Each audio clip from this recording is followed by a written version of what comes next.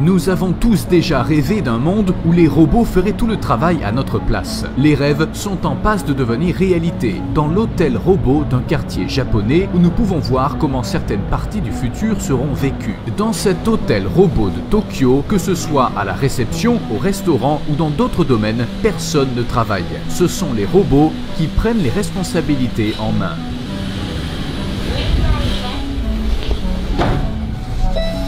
Pour nous enregistrer à la réception, nous nous sommes d'abord dirigés vers le robot masculin qui était le plus proche de nous.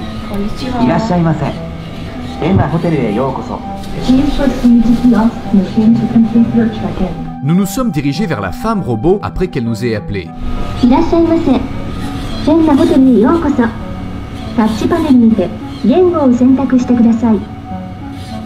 Welcome to Hanna Hotel. Please use the touch panel to select your language. Please scan your passport page with your picture on the device. En suivant les instructions du robot, nous avons scanné nos passeports et avons signé les documents. Le robot nous a ensuite salués, puis guidés jusqu'à la machine de paiement après avoir pris nos informations. Nous avons effectué nous-mêmes le paiement via cette machine. Aucun humain n'est intervenu. La révérence est très courante dans la culture japonaise. Après nous être fait saluer une dernière fois, nous avons quitté la réception. Regardez, il y a quelque chose là.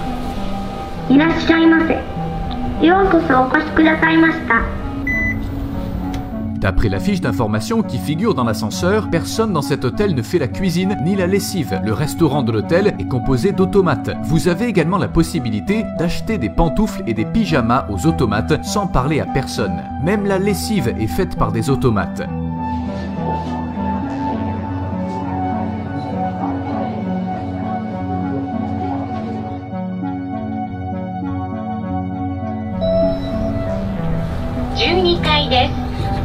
La porte de la chambre s'ouvre via reconnaissance faciale. Les télévisions s'allument dès que l'on entre dans la chambre.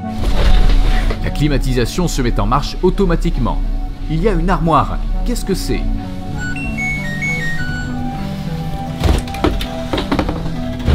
La caractéristique de la pièce qui a le plus suscité mon intérêt est l'armoire dans laquelle on met ses vêtements, qui les nettoie et les repasse automatiquement, grâce à la vapeur qui se forme à l'intérieur, au flux d'air chaud et au cintre qui bouge 180 fois par minute. Vos vêtements sont prêts en quelques heures.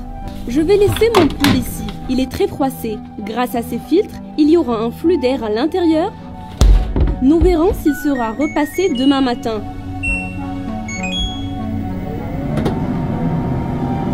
Juste à côté de nous se trouve un téléphone intelligent et un robot à intelligence artificielle, comme Siri pour contrôler la pièce. La télévision est éteinte. Je l'allume. Cela change la chaîne.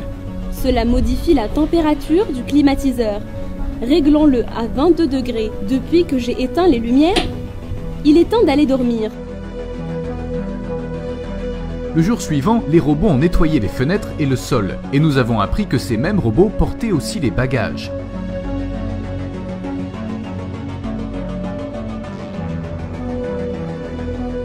Les entreprises robotisées comme l'hôtel Enna ne sont pour l'instant qu'une expérience divertissante. Lorsque j'ai parlé aux visiteurs de l'hôtel Enna, ils ont déclaré que les robots ne les comprenaient pas comme des humains, à l'instar des employés humains. Ils se sentaient émotionnellement vides. Pour faire face au coût élevé de l'emploi, le Japon emploie actuellement plus d'un demi-million d'ouvriers spécialisés dans les robots industriels. Ce chiffre est le plus élevé au monde, et les grandes entreprises se sont fixées comme objectif de le porter à plus d'1 million d'ici aux 10 prochaines années. Ici, les robots ont leur place dans de nombreuses branches professionnelles, comme les entreprises de télécommunications et les banques. Hello. Comment fonctionne-t-il ? Est-ce qu'il suit ? Il se comporte de la même manière que la personne qui communique avec lui. Donc, si vous l'approchez avec colère, il réagit avec colère. Lorsqu'il rencontre quelqu'un pour la première fois, il devient timide et mal à l'aise. Mais au bout d'un certain temps, un changement dans ses émotions devient perceptible, en bien ou en mal, selon la personne qu'il a en face de lui. Alors que nous imaginons à quoi pourrait ressembler notre avenir, le Japon a toujours été un pionnier en la matière. Je me suis rendu à une foire aux robots à Tokyo pour vous montrer comment les robots vont prendre le dessus sur les branches de travail simples. Voyons maintenant les robots utilisés dans l'industrie, puis passons aux robots terrifiants qui ressemblent exactement à des humains. Des robots capables de transporter des boîtes d'un endroit à l'autre via la pression d'air. Ils peuvent aussi transporter de gros paquets. Ils aspirent l'air via ces silicones. Il peut soulever et poser des trucs.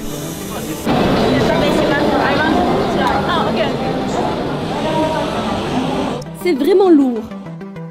Les gens peuvent réaliser des choses pour lesquelles ils manquent de force en utilisant des bras robotisés. Ça pèse 13 kg. Puisque nous parlons de profiter de la puissance des robots, voici une personne qui contrôle l'ensemble du corps du robot. Il dirige son bras gauche via son propre bras gauche et son bras droit via son propre bras droit.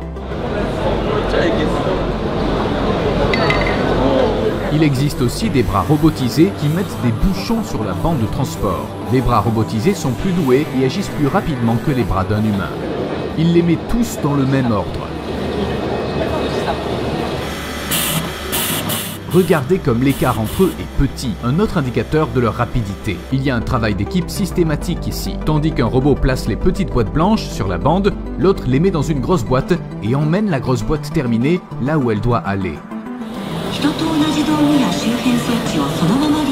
Mais alors, d'où vient la grosse boîte? C'est un autre robot à l'arrière qui lui donne la forme de la boîte et la livre à l'autre robot en mettant la bande. Sans se fatiguer, certains de ces robots travaillent bien plus vite que les humains.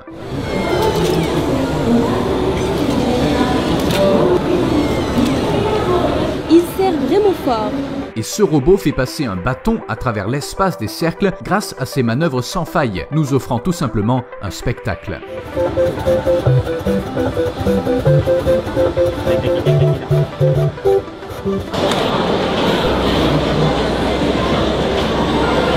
Un robot capable de travailler dans le secteur de la santé. En bref, les expositions de cette foire nous montrent que chaque tâche simple effectuée par les humains peut être réalisée par des robots. Ceux-là sont des robots qui sont tous utilisés dans l'industrie. Existe-t-il des exemples de ces intelligences mécaniques qui ont acquis une conscience comme les êtres humains? Nous nous sommes rendus au plus grand musée de la science et de la technologie à Miraikan pour trouver une réponse. En chemin, bien sûr, nous nous sommes arrêtés dans un café robot. Ici, il n'y a pas de serveur humain qui serve le café.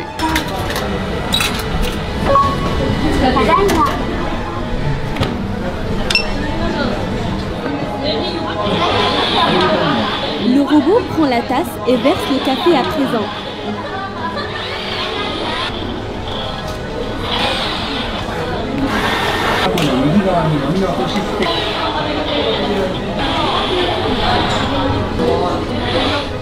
Il y a aussi des chiens robotisés près de ce café.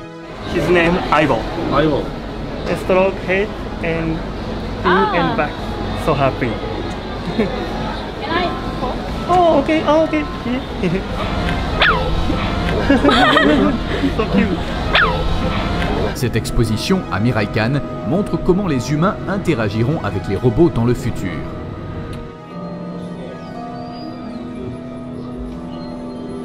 Une gigantesque maquette du monde, des papillons robots, des écosystèmes robotiques. Grâce à leurs membres artificiels, semblables à ceux d'un être humain, et à leur peau en silicone, ces robots présentent la plus grande similitude entre une machine et un être humain. Lorsque les gens rencontrent ce robot, ils ont l'impression instinctive d'être dans la même pièce qu'une autre personne et de regarder un humain. Voici un télénoïde qui imite un bébé humain. Son objectif est d'améliorer la communication entre les robots et les humains. D'autres bébés robots ressemblent à ça.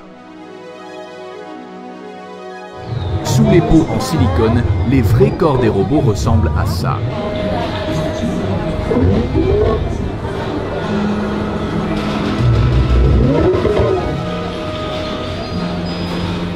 Le visage de ce robot ressemble étrangement à celui d'un humain et se joue presque de nos instincts. Nos sentiments peuvent facilement être trompés en fixant son visage en pensant qu'il s'agit d'un humain doté d'émotions. Comment vas-tu? Je vais bien. Et toi? Je vais bien aussi. Est-ce que tu es un robot ou un humain? Je suis un robot. Tu ressembles exactement à un humain. Oui, j'ai été créé par des humains. Je peux te toucher? Non, Pourquoi? je ne suis pas conçu pour ça. Très bien. Quel âge as-tu? J'ai 2 ans. Au fait, le son que tu émets est un peu bizarre pour une femme. Oui, je suppose qu'il y a un défaut dans la programmation. Oui, on dirait qu'il y a un problème technique. Oui, Vos yeux sont tout rouges. pourquoi tu as dit ça? Peux-tu me suivre?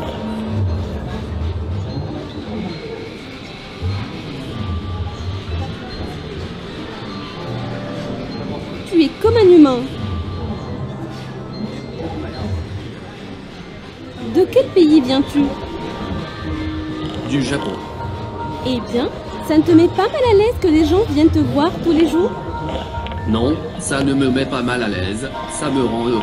Tu restes assis ici toute la journée à parler aux gens? Oui, je suis ici toute la journée et je parle aux gens. Comment as-tu appris l'anglais? C'était déjà dans mon logiciel. Ce système s'appelle un autoneuroïde. Vous pourriez penser que la jeune fille parle à un robot qui a une conscience, mais avant le spectacle, je suis entré dans la salle de contrôle et je contrôlais tout à distance, y compris les mimiques de la bouche du robot, les mouvements du cou et le son. Je vais bouger mon cou de gauche à droite. Voici notre ami caméraman. Bonjour. Bonjour. Il s'agit de Paro, un robot phoque utilisé pour le traitement des personnes atteintes d'autisme.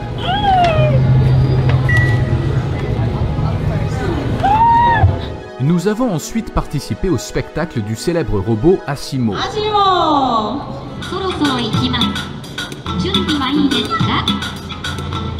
Il a couru jusqu'à la scène à une vitesse de 9 km/h. Et alors qu'il essayait de s'arrêter, il a tenté de garder son équilibre en marchant sur la pointe des pieds. Il nous a lu un texte racontant comment nous avons pollué la Terre.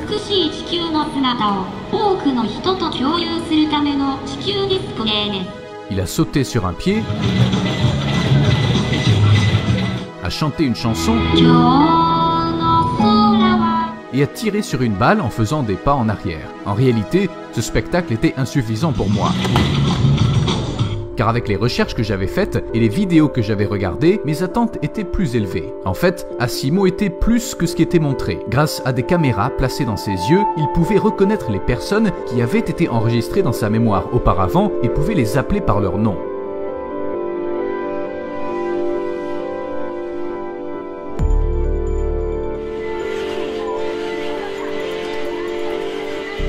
Lorsque quelqu'un lui parle, il se tourne vers la personne et communique avec des mots courts. Lorsqu'il est confronté à un obstacle ou à une personne, il peut changer de direction. Et lorsque quelqu'un lui tend la main, il la serre. Il peut aussi coordonner parfaitement les mouvements de ses doigts et de ses mains. Une fois le spectacle terminé et les gens partis, on ne pouvait pas ignorer les assistants qui couvraient les points noirs qu'Asimo suivait. En gros, chaque mouvement d'Asimo était programmé à l'avance, bien sûr. Et donc, le robot ne bougeait pas consciemment. Puis, nous sommes rentrés à l'hôtel. Alors que nous imaginons à quoi pourrait ressembler notre avenir, le Japon a toujours été un pionnier en la matière. Ces projets seront réalisés dans un futur proche. D'ici 5 à 10 ans, j'espère être encore en vie pour voir cela. Merci de votre soutien. Je vais bientôt publier une autre vidéo sur ce pays, le Japon. Alors, restez à l'écoute et abonnez-vous à ma chaîne. C'était Ruhi Chenet.